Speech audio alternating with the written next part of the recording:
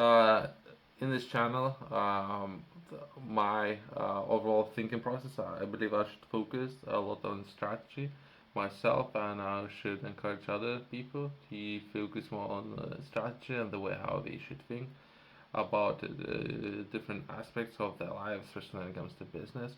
And I constantly, especially recently, been thinking about one of the most memorable strategies that I came across in one of the movies, and that strategy was Kansas City Shuffle. For those of you who don't know, let's go a little bit deeper into concept behind it. And once you start thinking about this kind of strategy, you might be able to see in day-to-day life and how you might be misdirected for whatever reason. There might be a good reason, might be a bad reason, but you might find yourself, especially if you're a business leader, you need to constantly think about real intentions behind certain people's actions and what they are really trying to achieve and why they might be misguided or they've been told to misguide others or whatever reasons that might be.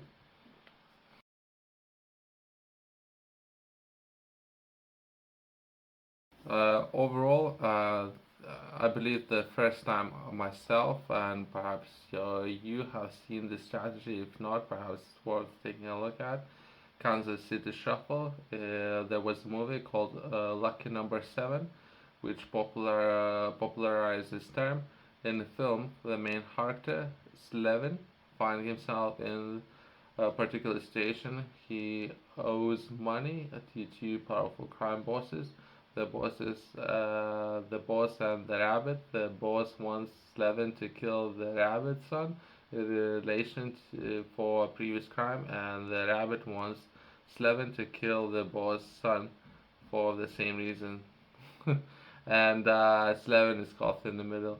Uh, Overall, I don't want to focus too much on overall this particular movie. That might be some problems with intellectual property and copyright. I don't want to go too much in deep and touch all the other people's material and what they have done and all of that. They might claim my channel or anything like that.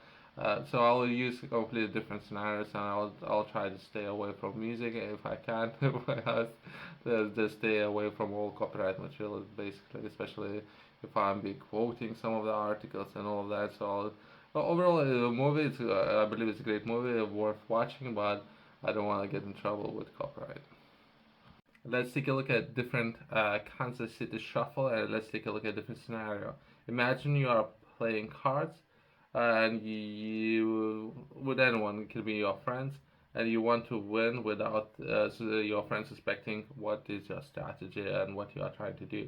And if you have two cards, both of those cards are the same rank, let's say two aces, and your goal is to make your friends believe you have weak hand. So basically, that's a scenario, and overall, just shares an example of the concept on what is Kansas City Shuffle and how it can work into day-to-day situations.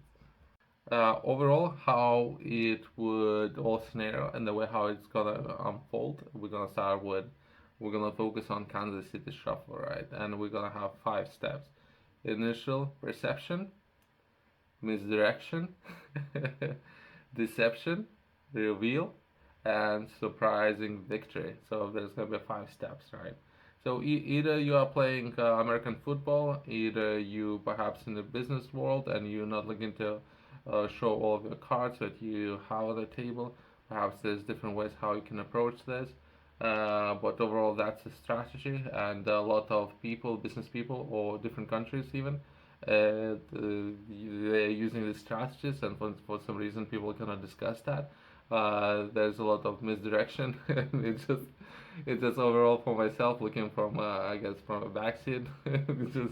It's funny when some people fall for it. It's just fun. Reason why I like to bring a lot of groups or attention at this misdirection strategy, because there's people who might direct large groups of people for whatever reason that might be, and a lot of people will fall for it for whatever reason.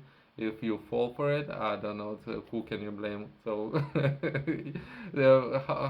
what kind of kindergarten are we living in?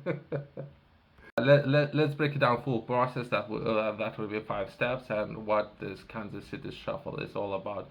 Initial perception, whatever that might be, even if you might take this blueprint and take it in some of the news articles and what's happening in today's world, you might find this misdirection. Everyone who you're looking what if you really understand, what the real problems are in the world, and some of the people might disdirect those problems, whatever capital they might have access to.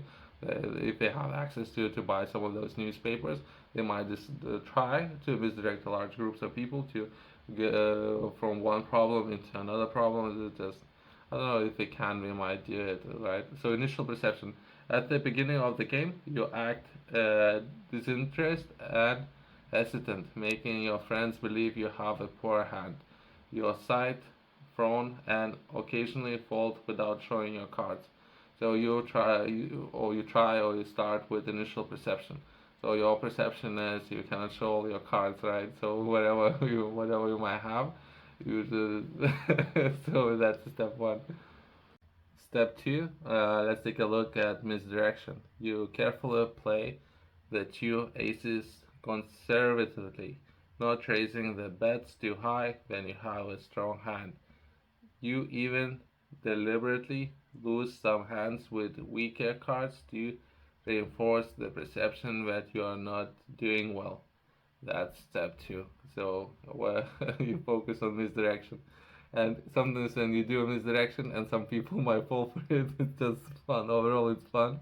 But well, overall, let's stay on track. Let's stay on track. Step 3, deception. As the game progresses, your friend starts to understand your abilities and become more confident in their hands, believing they have the upper hand. Well, that's a deception. You want your friends to believe that they have better hands. Step 4, reveal. Then the final crucial hand is dealt and the bets are high. You suddenly go all in, risking a large amount of your chips. Your friends, convinced that you have a weak hand, decide to call you, thinking they can easily bet you and potentially win the prize. So it's just a part of the game, I guess. That's a part of the game, and that reveal would be that all this time you had the upper hand against your opponents, friends, people that you're playing with. That's a part of a strategy. Step 5, surprise victory. You reveal two aces, surprising your friends and winning the round with a strong hand, despite the earlier perceptions of your poor performance. Poor performance, that's one way to look at it. If they had a preconceived notion that they not necessarily will win the prize pool in the first place. For those of you who would like to learn more, I have published a book, and this book I'm focusing on fitness, how to approach fitness. I have shared a lot of information. I have broken apart very for some of you who haven't dealt or been in the fitness industry or haven't done any research or how to approach this industry or how to begin working out. I have done all the work for you, and I have published this book for you to read and learn as much as you can. I have been within fitness industry for a decade myself, as well as I have done it professionally as a not as a hobby, as a job. So, and I'm sharing a lot of information for those of you who would like to learn more about fitness. You can find this book in the description below, as well as top retailers has it. Thank you.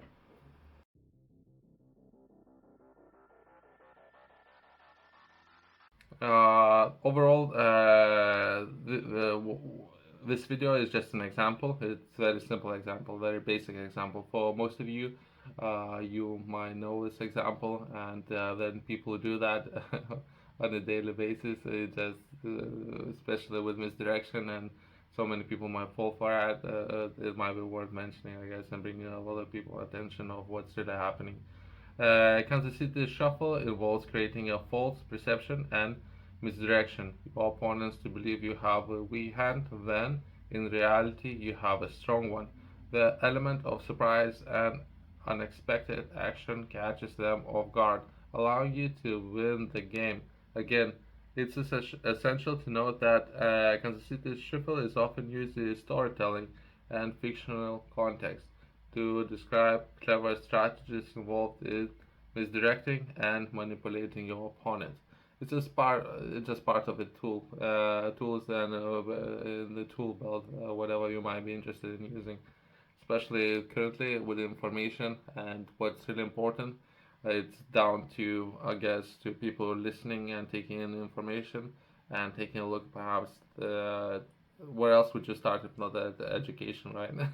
Perhaps we were all begin with education, perhaps having smarter people to the very least, and from there selecting our leaders, and from there filtering what information we can take in to the best extent that we can, and who is actually trying to achieve what results and what kind of information we have up there.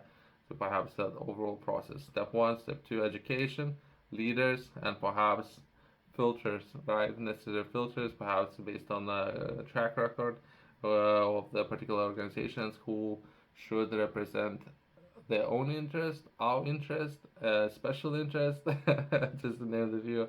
Either way, thanks for watching, and see you next one. Thank you.